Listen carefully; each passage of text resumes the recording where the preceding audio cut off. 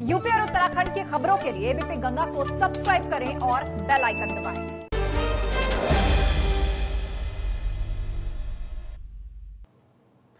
नमस्कार, स्वागत है आप सभी का एबीपी गंगा में। आपके साथ मैं हूं राजीव ढोंडियाल। नमस्कार, मैं हूं कौशल सेठ और वक्त हो चला है 75 जिलों से ताजा 75 खबरें देखने का। तो चलिए शुरू करते हैं फास्ट न्यूज नए अंदाज में।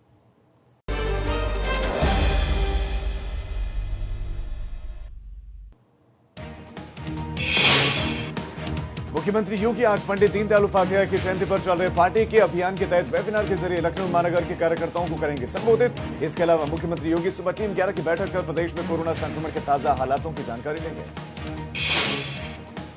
इलाहाबाद हाईकोर्ट में आज 2 अहम सुनवाई होने वाली है। 890 हेड कांस्टेबलों को पीएससी में भेजे जाने के मामले पर सुनवाई होगी, तो वहीं दूसरी ओर कोविड गाइडलाइंस का सख्ती से पालन कराने को लेकर भी हाईकोर्ट में सुनवाई होनी है।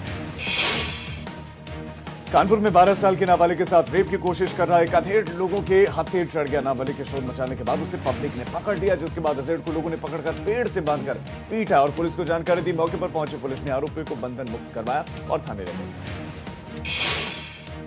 मेरठ के कंकड़खेड़ा थाना क्षेत्र में 3 दिन पहले हुए सड़क हादसे में घायल युवक प्रिंस की दिल्ली में इलाज के दौरान मौत हो गई, जिसके बाद गुस्साए परिजनों ने थाने के बाहर सड़क पर जाम लगाकर हंगामा किया। आरोप है कि प्रिंस की मौत डिवाइडर से टकराने से नहीं बल्कि पीटने से हुई है।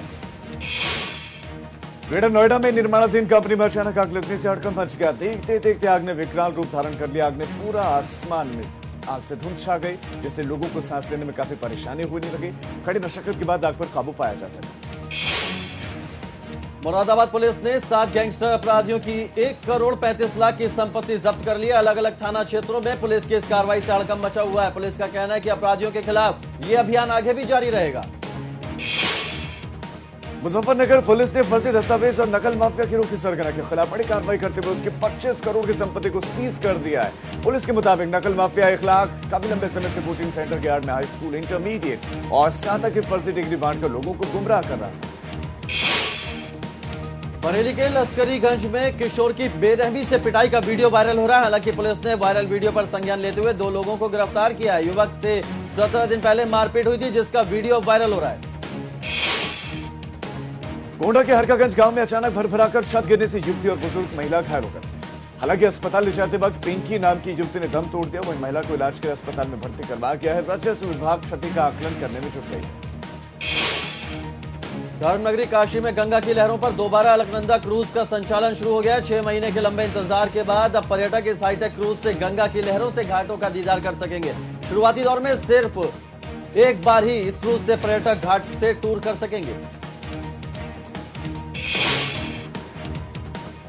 सहारनपुर के बेहट इलाके में खनन को लेकर उस वक्त तनातनी का माहौल हो गया जब यूपी पुलिस के पीएससी के जवान पेट्रोलिंग करते वक्त हरियाणा की सीमा में जा घुसे और खनन कर रहे वाहनों को पकड़ लिया, जिससे खफा हरियाणा पुलिस भी हरकत में आई और यूपी पुलिस के 6 से 8 जवानों को पकड़ लिया गया। इससे दोनों प्रदेशों के अधिकारियों में तनातनी का माहौल बन गया। गाजियाबाद के मोदी नगर में मानवता को शर्मसार करने वाला वीडियो सामने आया है। वीडियो में बुजुर्ग एक कुत्ते को लाठी डंडों से पीट रहा है। इतना ही नहीं, बेजुबान की पिटाई के बाद उसके पैर में रस्सी बांधकर उसे सड़क पर घसीट कर ले जा रहा है। पुलिस ने सीसीटीवी के आधार पर बुजुर्ग की तलाश शुरू कर दी है। जौनपुर के कुठन तिखरा बाजार में बदमाशों ने दिन दहाड़े एक बच्चे का अपहरण कर लिया। बच्चा उस वक्त अपने दोस्तों के साथ खेल रहा था। तभी वहां पर पहुंचे बाइक सवार 2 बदमाशों ने पहले बच्चे को कुछ लाने के बहाने दुकान की तरफ भेजा, फिर रास्ते में उसका मुंह दबाकर बाइक पर बिठाकर ले गए। पुलिस आरोपियों की तलाश कर रही है। बुलंदशहर में व्यापारी सनवर हत्याकांड का पुलिस ने खुलासा कर दिया है। पत्नी ने अपने प्रेमी के साथ मिलकर पति की हत्या करवाई थी। पुलिस ने आरोपी सनवर की पत्नी और उसके प्रेमी मुजाहिद को गिरफ्तार कर लिया है। पत्नी ने अपने पति की हत्या प्रॉपर्टी के लालच में न सिर्फ सुपारी देकर बल्कि शूटर से तमंचा खरीदवा कर करवाई। राम मंदिर निर्माण के लिए ट्रस्ट के गठन के बाद से देश और विदेश से राम भक्त लगातार दान दे रहे हैं। ऐसे में मुख्यमंत्री योगी आदित्यनाथ ने संगठन विश्व हिंदू महासंघ के पदाधिकारियों ने रामलला के मंदिर निर्माण के लिए श्री राम जन्मभूमि तीर्थ क्षेत्र ट्रस्ट को 2,22,000 का चेक दान दिया।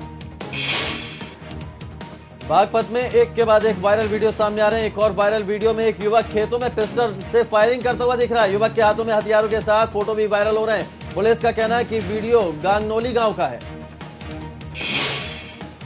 यूपी के अपर मुख्य सचिव और गोरखपुर के नोडल अधिकारी संजय आर भूसरेड्डी अचानक गोरखपुर शहर की सड़कों पर निकल गए। उन्होंने दुकानदारों और सड़क पर आने जाने वाले राहगीरों को मास्क पहनने की हिदायत दी।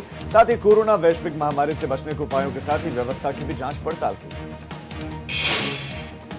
हमीरपुर के मौदहा कोतवाली में फौजी का पुलिस के साथ मारपीट का वीडियो वायरल हो रहा है। कोतवाली के अंदर फौजी और दारोगा में खूब मारपीट हुई है। दारोगा ने फौजी पर लगाया है वर्दी फाड़ने का आरोप। फिलहाल पुलिस ने आरोपी फौजी पर संगीन धाराओं में मुकदमा दर्ज किया है।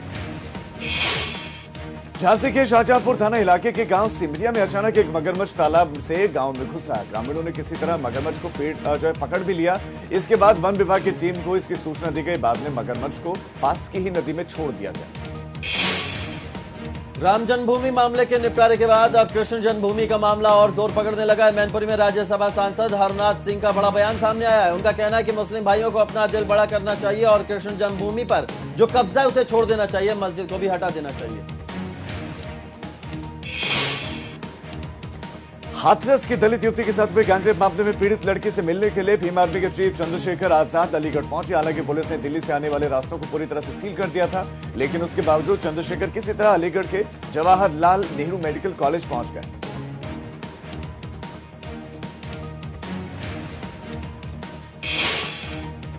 मथुरा में जिला प्रशासन पर गंभीर आरोप लग रहे हैं। प्रशासन पर करोड़ों के कृषि लोन को दबाने के आरोप हैं। दरअसल भूमिहीन किसानों की हस्तलिखित फर्जी खतौनी लोन जारी कर दिए गए। यहां तक कि फर्जी खतौनियों का कोई ऑनलाइन रिकॉर्ड भी नहीं है।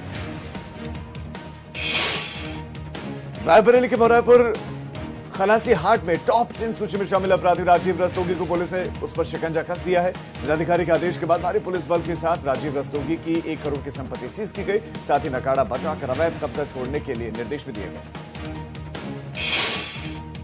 रामपुर में पुरानी रंजिश के चलते 2 पक्षों में हुई भिड़ंत के बाद एक पक्ष के घायल बुजुर्ग सिद्दीकी की इलाज के दौरान मौत हो गई। इसके बाद परिजनों ने मृतक का शव सड़क पर रखकर पुलिस के खिलाफ मोर्चा खोल दिया और आरोपियों पर कार्रवाई न करने वाले पुलिस अधिकारियों को निलंबित करने की मांग की।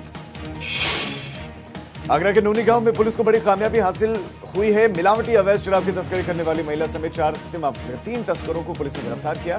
पुलिस ने इनके पास से भारी मात्रा में बनी अधमनी शराब, हजारों लीटर केमिकल और खाली शराब के पम्बे बरामद किए। फिलहाल पुलिस ने तीनों तस्करों को गिरफ्तार कर जेल भेज दिया।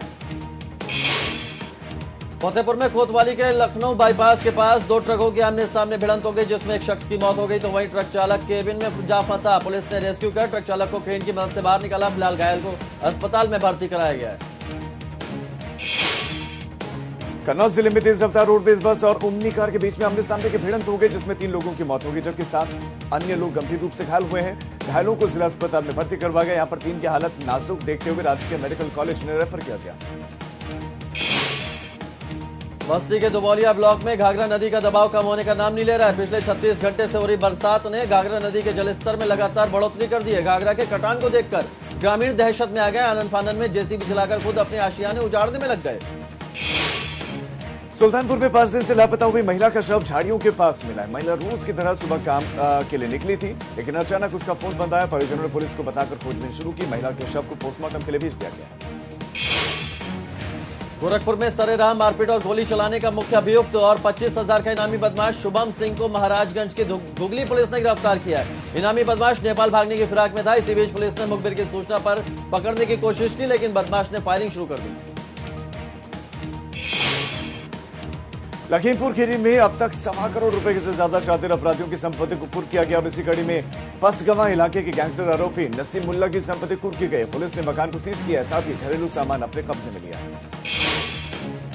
अंबेडकर नगर में पुलिस ने एक बार फिर यूपी के टॉप 10 अपराधियों में शामिल माफिया खान मुबारक पर कार्रवाई करते हुए उसके द्वारा अवैध तरीके से कमाए गए पैसे से बनाए गए उसके घर को जेसीबी से ध्वस्त कर दिया। माफिया खान मुबारक का यह घर उसके गांव हरसंहार में था।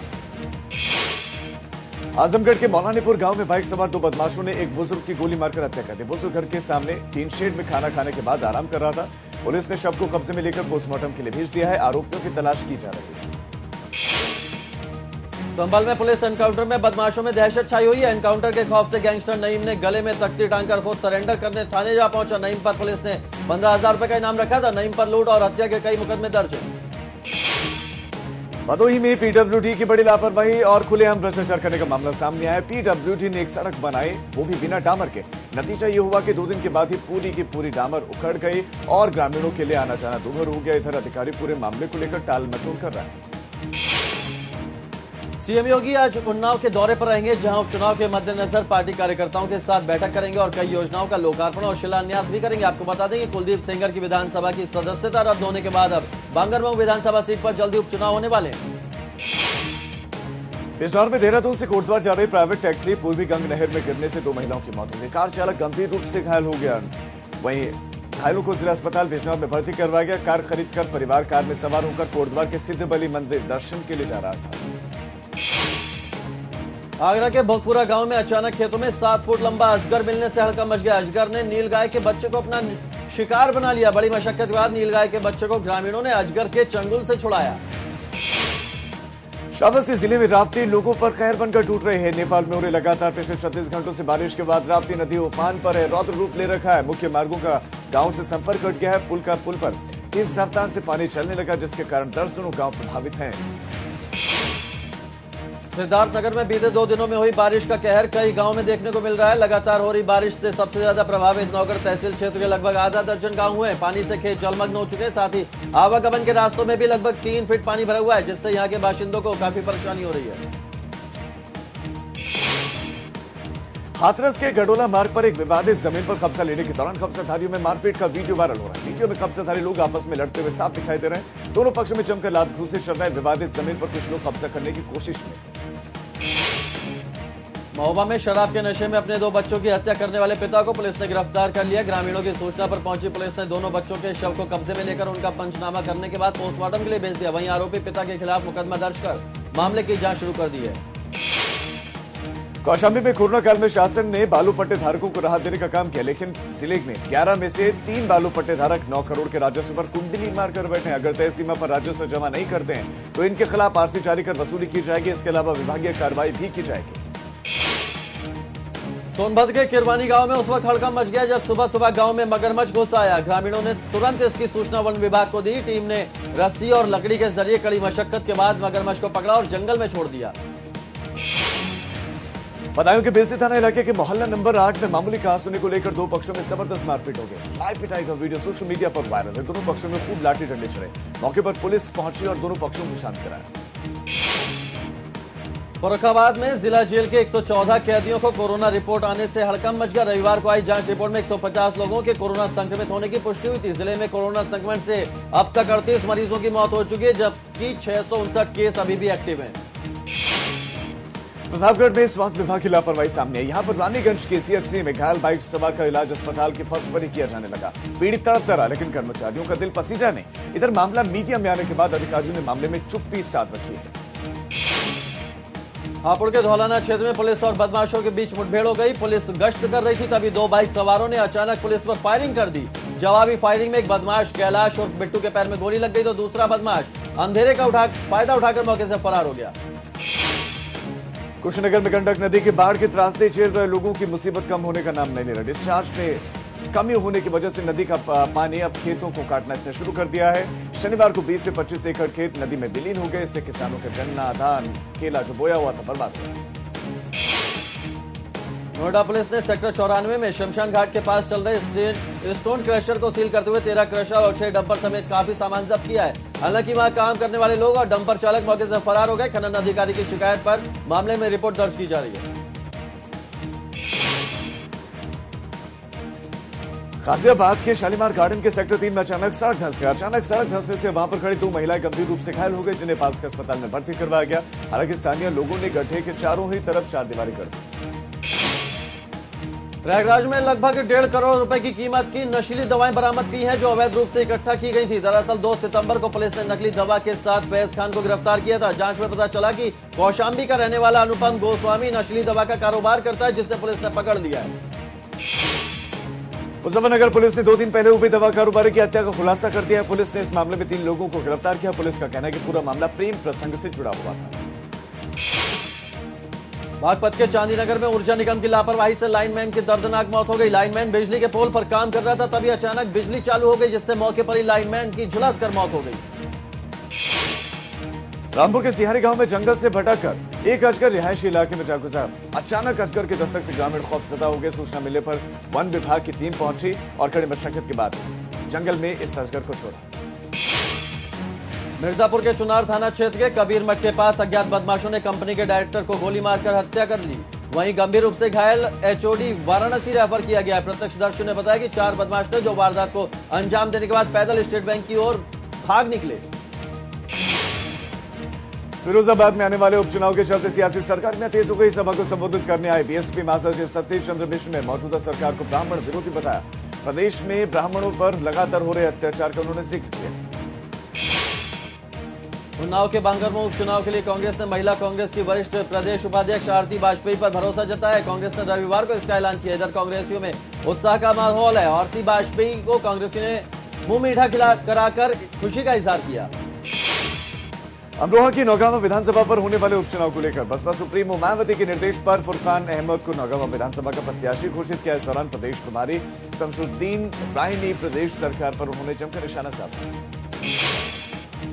सदर विधानसभा उपचुनाव को देखते हुए सीएम योगी बुलंदशहर के दौरे पर रहेंगे। सीएम का हेलीकॉप्टर पॉलिटेक्निक ग्राउंड पर उतरेगा। यहां पर सीएम कार्यकर्ताओं के साथ मिलकर उपचुनाव की रणनीति पर विचार करेंगे।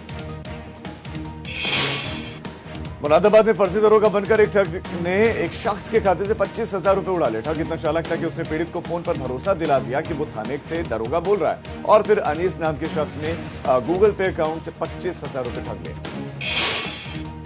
फतेहपुर के धर्मदासपुर गांव में कच्चा मकान अचानक ढहने से घर के अंदर खेल रहे 3 बच्चे मलबे में दब गए। घटना को देख स्थानीय ग्रामीणों ने मलबे में दबे बच्चों को बाहर निकालकर नजदीकी हॉस्पिटल में भर्ती कराया, जहां उनका इलाज चल रहा है। एटा में कोरोना संक्रमण बढ़ने का खतरा बढ़ता जा रहा है। दरअसल तहसील परिसर में आए दिन फरियादियों की भीड़ लगी रहती है, जिससे सोशल डिस्टेंसिंग का पालन नहीं होता है, लिहाजा संक्रमण का खतरा बढ़ रहा है। अमरोहा जिले के एक और थाने को सौगात मिली है। जिले के प्रभारी मंत्री विजय कश्यप ने नए थाने का उद्घाटन किया है। थाने से 61 गांव के लोगों को सीधा फायदा मिलेगा और अपनी फरियाद आसानी से पुलिस के सामने रख सकेंगे। बागपत के बरनावा गांव के लोग आज भी पानी की किल्लत से जूझ रहे हैं। ग्रामीण गांव से 1 किलोमीटर दूर खेतों में नलकूपों से पानी लाकर अपने परिवार वालों की प्यास बुझाने को मजबूर है। गांव में 5 साल पहले बनवाए गए पानी की टंकी को आज तक चलाया नहीं गया। कन्नौज के सौरिक थाने में पुलिसकर्मियों द्वारा दिव्यांग की पिटाई के मामले में पुलिस की एक और संवेदनहीनता सामने आई है। पुलिस ने किरकिरी से बचने के लिए घायल दिव्यांग को इलाज के लिए 5,000 रुपए देकर पल्ला झाड़ लिया, जबकि इलाज में 40,000 रुपए खर्च आ रहा है। लखीमपुर खीरी में मदरसे में पढ़ाने वाली शिक्षिका से रेप का आरोपी मदरसा संचालक को पुलिस ने गिरफ्तार कर लिया। आरोप है कि मदरसा संचालक ने जबरन खेत में ले जाकर दुष्कर्म किया। चुप नहीं रहने पर जान से मारने की धमकी दी। लखनऊ में कार में आग लगने का सिलसिला लगातार जारी है। कृष्णनगर में चलती कार में अचानक आग लग गई। आग लगते ही अंदर कार में बैठे परिवार ने गाड़ी का शीशा तोड़कर कूदकर खुद की जान बचाई और देखते देखते कार आग का गोला बन गई। मेरठ पुलिस ने पश्चिमी उत्तर प्रदेश के डॉन योगेश भादुरा के तालाब पर अवैध कब्जे को बुलडोजर से गिरा दिया। पुलिस ने मुखबिर की सूचना पर एसडीएम सदर मेरठ को इस बारे में सूचना दी। तालाब पर अवैध तरीके से 4 दीवारी बनाई जा रही थी, इसको तोड़ दिया गया। गोरखपुर में गैंगस्टर के आरोपी गणेश गौर के तिवारीपुर मकान को पुलिस और प्रशासन की टीम ने जब्त कर लिया। आरोप है कि अपराध की कमाई से कब्जे की जमीन पर उसने मकान बनाया था। मकान की कीमत 20 लाख रुपए आंकी गई है। गाजियाबाद में मधुबन बाबूधाम आवासीय योजना में समान मुआवजे की मांग को लेकर धरने पर बैठे किसानों का जिला मुख्यालय को घेरने की योजना है, उन्होंने घोषणा की है और अधिकारियों के द्वारा ठोस आश्वासन न मिलने पर बैठक में निर्णय लिया गया। किसान पिछले 2 सालों से समान मुआवजे की मांग को लेकर धरने पर। कौशाम्बी में 40 करोड़ की लागत से बने सायारा आरओबी ब्रिज पर दरार आ गई है। 3 महीने पहले पुल पर वाहनों का आवागमन शुरू हुआ था। वाहनों का प्रेशर पड़ा तो आरओबी के एक हिस्से की सड़क में दरार आ गई। मामले की जांच के लिए राज्य स्तरीय टीम गठित की गई है। लोगों की सुरक्षा करने के साथ ही अब बाराबंकी पुलिस ने लोगों को मधुमक्खी पालन करवाकर उन्हें रोजगार दिलाने की योजना बनाई। एसपी मधुमक्खी पालन से शहद निकालकर लोगों को रोजगार देने के साथ ही उन्हें आत्मनिर्भर बनाने में भी जुटे हैं। इसके लिए जिले के कई थाना परिसर में भी चिन्हित किए गए। सोनभद्र के सामान्य परिवार में जन्मे योग गुरु के नाम से प्रख्यात आचार्य अजय कुमार पाठक ने golden book of world record में नाम दर्ज करा लिया है। 21 जून को आयोजित ऑनलाइन प्रतियोगिता में भाग लेकर सबसे तेज कपालभाति प्राणायाम करने का विश्व रिकॉर्ड उन्होंने बनाया था। टाइम मैगजीन में दुनिया के 100 सबसे प्रतिभाशाली लोगों को शामिल होने वाली शाहीन बाग की दादी बिल्किस ने हापुड़ के साथ भारत का नाम भी रोशन किया। टाइम्स मैगजीन में दुनिया के 100 चर्चित लोगों में अपना नाम दर्ज करवाया। इस मौके पर हापुड़ में लोगों ने उन्हें बधाई दी। तो फिलहाल 75 जिले 75 खबरों में वक्त हो चला एक छोटे से ब्रेक का। हम फौरन लौट रहे हैं, आप देखते रहिए एबीपी गंगा, खबर आपकी जुबान।